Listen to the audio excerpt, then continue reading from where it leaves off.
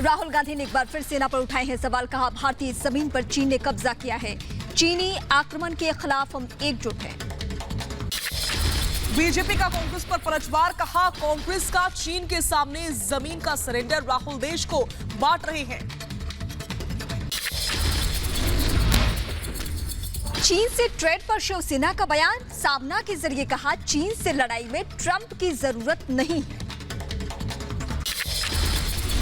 मनमोहन सिंह का पीएम मोदी पर निशाना। कहा, बयानों पर सावधानी बरतें। नड्डा का पलटवार। देश को कांग्रेस पर भरोसा नहीं है।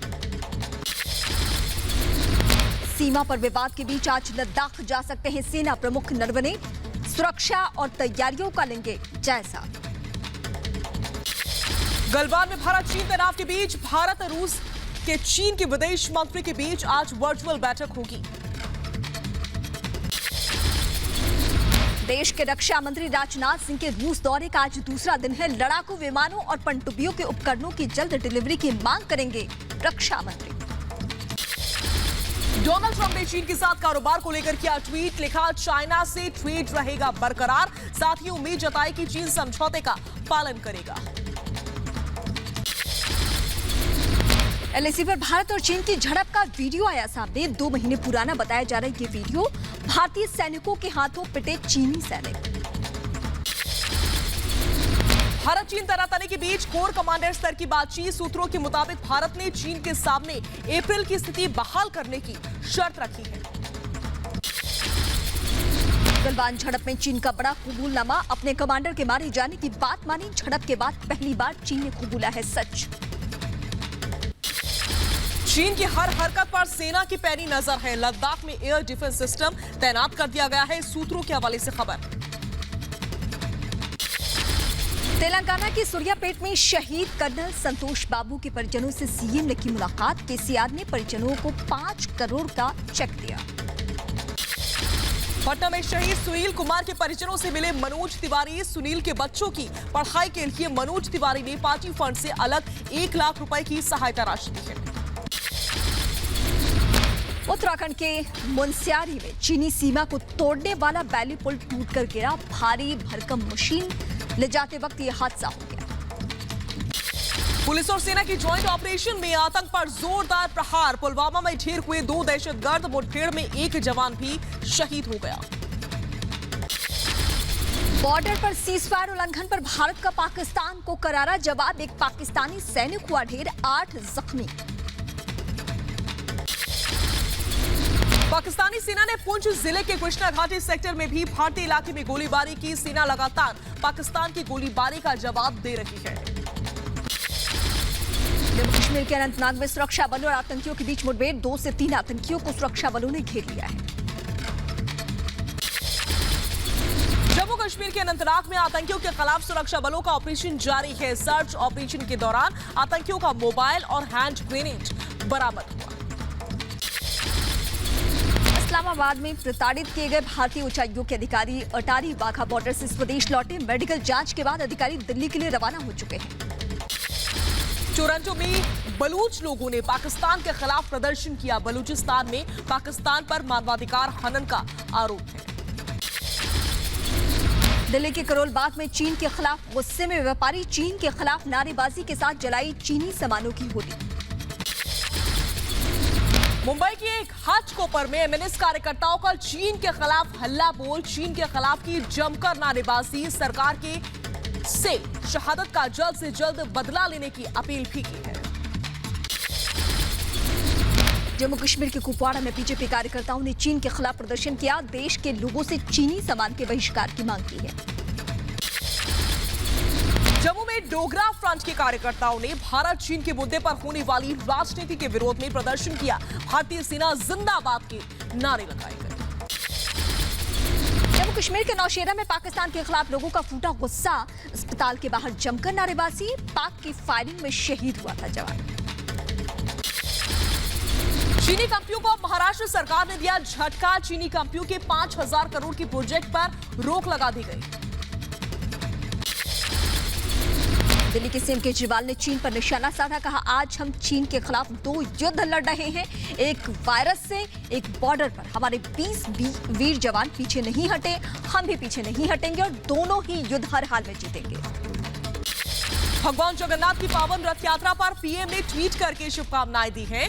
महत्वपूर्ण जानकारी हम आपसे साझा कर रहे हैं। रथ यात्रा शुरू हो चुकी है। भगवान जगन्नाथ की रथ यात्रा से पहले पुरी में कर्फ्यू जैसा बंद, 41 घंटों का शटडाउन लागू। 24 जून की दोपहर 2 बजे तक कर्फ्यू जैसी पाबंदियां रहेंगी। आज पुरी में निकलेगी भगवान जगन्नाथ की रथ यात्रा। सुप्रीम कोर्ट ने अपने 18 जून के फैसले को पलट दिया। शर्तों के साथ रथ यात्रा निकालने की अनुमति दी गई है।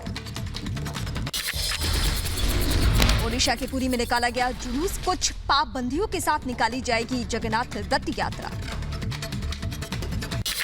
भगवान जगन्नाथ की रथ यात्रा में शामिल होंगी सजी धजी झांकियां। 2500 साल में पहली बार बिना भक्तों के निकाली जाएगी पुरी में जगन्नाथ रथ यात्रा। पुरी में जगन्नाथ रथ यात्रा को लेकर सतर्क है पुलिस प्रशासन। सुरक्षा के कड़े इंतजाम किए गए हैं। भारी संख्या में सुरक्षा बलों की तैनाती हुई है। कोरोना संकट के बीच ओडिशा के पुरी में रथ यात्रा से जुड़े सभी अनुष्ठान शुरू हो चुके हैं। यात्रा की जगह पर लगातार हो रहा है सैनिटाइजेशन का काम। अहमदाबाद में मंदिर परिसर में ही निकलेगी भगवान जगन्नाथ की रथ यात्रा। मंदिर पहुंचकर सीएम विजय रूपाणी ने किए भगवान जगन्नाथ के दर्शन। देश में कोरोना मरीजों का आंकड़ा 4,40,215 पहुंच गया है। देश में 24 घंटे में 312 लोगों की मौत, 14,933 नए केस आए हैं सामने।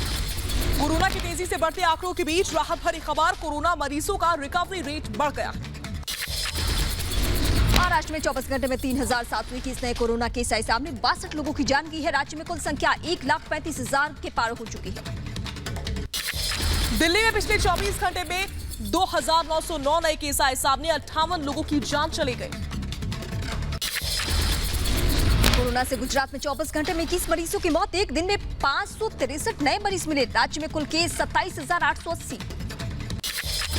यूपी में कोरोना के 605 नए केस आए सामने। वहीं इलाज के बाद से आज 606 मरीज डिस्चार्ज हुए। यूपी के अयोध्या में जिला कोर्ट में वकील में कोरोना की पुष्टि हो चुकी है। कोर्ट को सैनिटाइजेशन के लिए सील कर दिया गया है। उत्तराखंड में तेजी से बढ़ रहे कोरोना मरीजों की संख्या, 57 नए केस आए सामने। बिहार में कोरोना के 206 नए केस आए सामने। राज्य में कोरोना मरीजों की संख्या 7,808 हो चुकी है। अब तक 52 लोगों की मौत हो चुकी है। आंध्र प्रदेश में कोरोना विस्फोट, पिछले 24 घंटे में 443 नए केस आए सामने। पंजाब के फरीदकोट में कैदी को हुआ कोरोना। संपर्क में 18 पुलिसकर्मियों को किया गया क्वारंटीन। कई और पुलिसकर्मी का होगा कोरोना टेस्ट। हरियाणा में पिछले 24 घंटे में 390 नए कोरोना केस। प्रदेश में कुल 11,000 कोरोना संक्रमित। दुनिया भर में कोरोना के बढ़ते मरीजों के बीच राहत की खबर। कोरोना की पहली आयुर्वेदिक दवा कोरोनिल तैयार। बाबा रामदेव आज दोपहर 12 बजे प्रेस कॉन्फ्रेंस के जरिए इसके बारे में बताएंगे। कोरोना पर सीएम केजरीवाल का बयान, कहा पहले से 3 गुना हुई दिल्ली में कोरोना टेस्ट की रफ्तार। दिल्ली में कोरोना की मौजूदा हालात पर बैठकों का दौर। डिप्टी सीएम मनीष सिसोदिया ने केंद्रीय गृह सचिव से मुलाकात की है। दिल्ली के स्वास्थ्य मंत्री सत्येंद्र जैन की तबीयत में सुधार हुआ है। सत्येंद्र जैन को जनरल वार्ड में शिफ्ट किया गया। लखनऊ में सीएम योगी ने अधिकारियों के साथ कोरोना को लेकर समीक्षा बैठक एक बार फिर से की है। प्रदेश में कोरोना के बढ़ते मामलों को लेकर बातचीत हुई है। मध्य प्रदेश सरकार ने बिजली के उपभोक्ताओं को दी बड़ी राहत। 3 महीने का बिल होगा आधा। नागपुर में केंद्रीय मंत्री नितिन गडकरी ने वीडियो कॉन्फ्रेंसिंग के जरिए जिम संचालकों से बात की है। गडकरी ने जिम संचालकों की समस्याएं सुनी। बेंगलुरु में सीएम बीएस येदियुरप्पा ने मंत्रियों, स्वास्थ्य और पुलिस अधिकारियों के साथ कोरोना को लेकर के इमरजेंसी बैठक की। अगरतला में टीचर एसोसिएशन ने लगाया रक्तदान शिविर। कोविड-19 के चलते अस्पतालों में ब्लड की कमी को पूरा करने के लिए उठाया गया कदम। तमिलनाडु के मदुरई में मिलिट्री कैंटीन में खरीदारी करने उमड़ी भीड़। सामाजिक दूरी का भी ध्यान नहीं रखा गया। एहतियात के साथ खुली रहेंगी गुजरात के सूरत की डायमंड मार्केट। बाजार में कोरोना पॉजिटिव केस आने के बाद पहले बंद करने का लिया गया था फैसला। भारत चीन के बीच बढ़ते तनाव के चलते अलीगढ़ ताला हार्डवेयर कारोबार बुरी तरह से प्रभावित होता हुआ नजर आ रहा है। यूपी के महोबा में डीएम ने ट्रैफिक पुलिसकर्मी का चालान काट दिया। बिना मास्क बाइक चला रहा था पुलिसकर्मी, औचक निरीक्षण पर पकड़े गए ट्रैफिक पुलिस। मुंबई के कुर्ला में कबाड़ के गोदाम में लगी भीषण आग, मशक्कत के बाद से दमकल कर्मियों ने आग पर काबू पाया। ग्रेटर नोएडा के अग्रवाल मार्ट की एक दुकान में भीषण आग लगी, देर से पहुंची दमकल की टीमें। यूपी के अलीगढ़ में कोरोना महामारी के दौरान पैरोल पर छूटे कैदी ने पुराने झगड़े के चलते गोली चला दी, टैक्सी ड्राइवर घायल हो गया। कानपुर में दंपति ने की आत्महत्या, राजीव नगर इलाके का ये मामला है। आत्महत्या की वजह अभी तक साफ नहीं हो पाई है। आंध्र प्रदेश के गोदावरी में पुलिस को बड़ी सफलता, नारायणपुरम में एक गाड़ी से बरामद किया गया 98.5 किलो गांजा।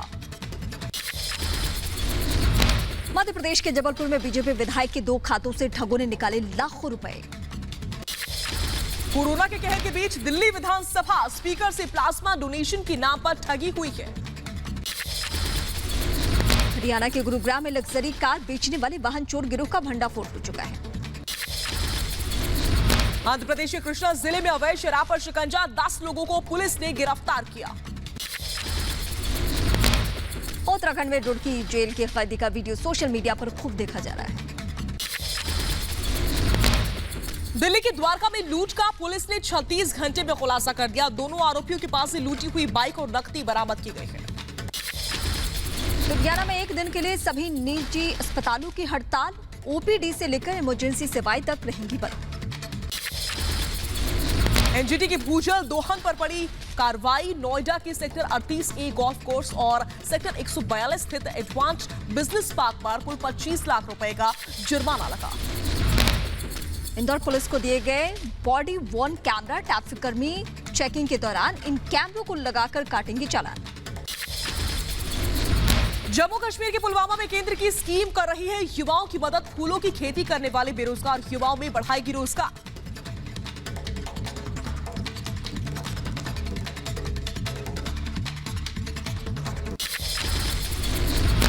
श्रीनगर में शहतूत के पेड़ों की छटाई की गई। राशन की दुकान पहुंचे फ्रांस के राजदूत। ये महत्वपूर्ण खबर इस वक्त हम आपको अपडेट कर रहे हैं।